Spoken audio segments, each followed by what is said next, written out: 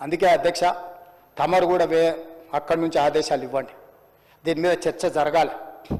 Media మిత్రులకు కూడా నేను అడుగుతున్నా, మీ సంఘాలు ఏవైతున్నాయో సంఘాల నాయకులను కూడా అడుగుతున్నా, ఎవరో జర్నలిస్టులు లిస్ట్ ఇవ్వండి.